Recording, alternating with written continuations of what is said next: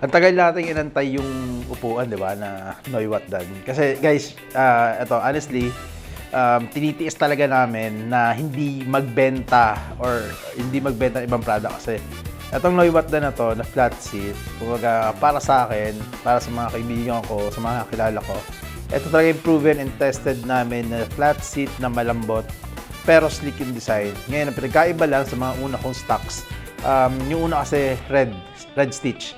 Pero ito, parang feeling ko, new design yata. New design ba to? Parang mas maganda yun, no? Mas malambot yun. Mas softer yung foam niya. Pero yung design, mas sleek. And then universal na rin siya. Kasi ang color niya, kung nakikita nyo, dito, sa upuan na to, yung makikita nyo, Noi, is color black. And then yung Watdan niya is white. Pero dito sa isa, baliktad naman. Yun sa isa na to, white. And then black, tama? Ay, all white pala, sorry. So yun, all white pareho yung pangalan niya. Pero mas, feeling ko mas okay to, tingin ko. Kasi sa design, yun nga, universal siya. Pero yung gilid niya parang carbon style pa rin. And then, yung sa height niya, 1.5 inch. 1.5 inches yung less. So, mas mababa siya ng 1.5 inches. Compared dito sa stock. Kasi tinry na namin to kanina. Kasi marami nagtatanong kung gaano or ilang sukat ibababa ng height ng motor.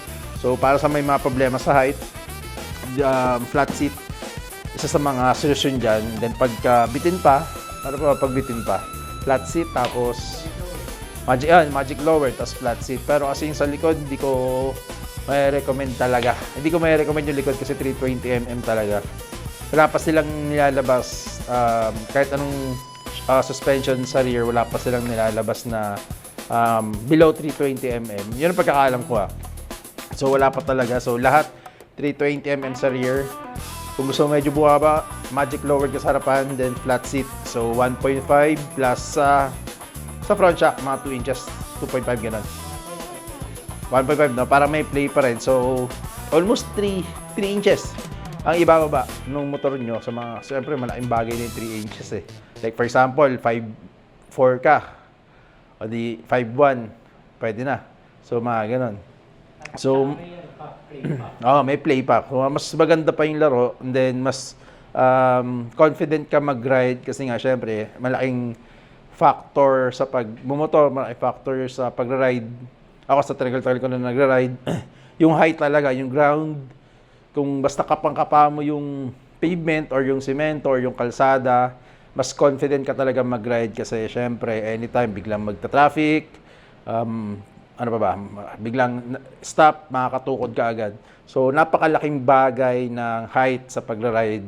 Kahit saang, not unless kung talagang sanay ka na magmotor kasi ako, nakapag-train ako ng mas matataas na motor. And then medyo maliit lang ako, hindi naman ako atangkaran. Pero dahil nga sa tagal ko na nagre-ride, medyo sanay na ako kahit medyo mataas yung motor. Pero sa mga bago pa lang nagmo-motor, parang kailangan talaga nila medyo mas mababa. Lalo sa mga babae na rider, sa hindi pa sila masyadong sanay, maraming nag-i-inquire sa akin kung paano bang mas magandang gawin kasi nga yung sa height nga daw nila.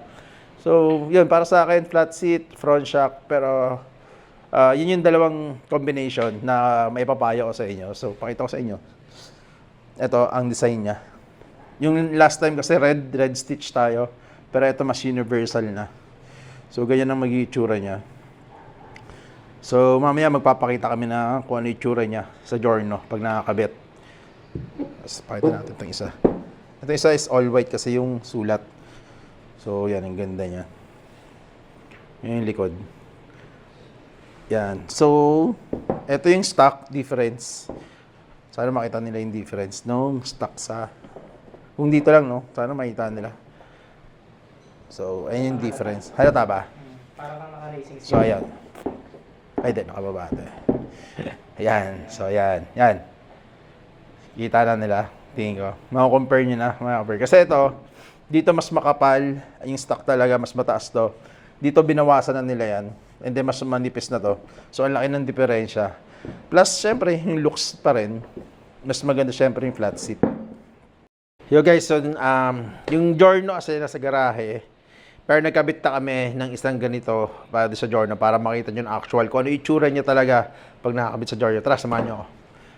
So dito kami nagre-review guys. Nagpa-product review. Yan lahat ng gamit namin medyo magulo kasi. So tara, ito yung garahe. Kakarating lang na ito talaga. Actually, kanina ito yung mga box ng flat seat.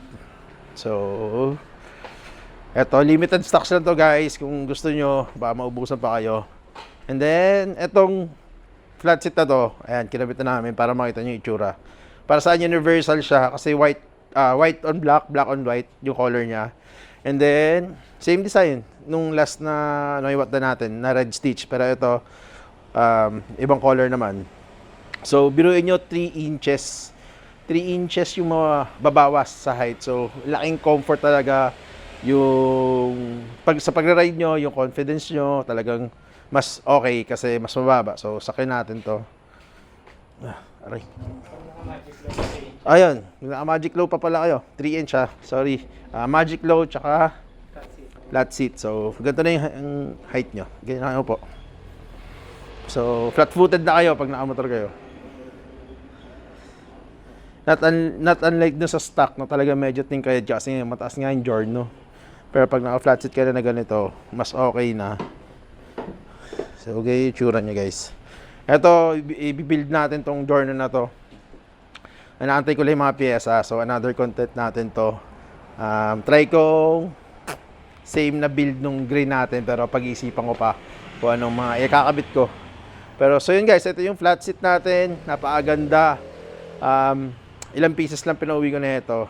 So, paikot mo. Ikot. Para makita nila ang itsura. Yan.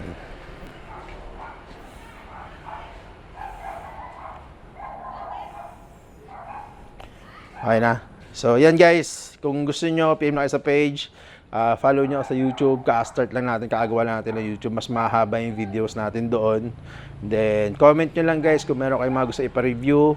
Kahit ibang motor, kahit hindi Giorno. Kung Aerox man yan, NMAX.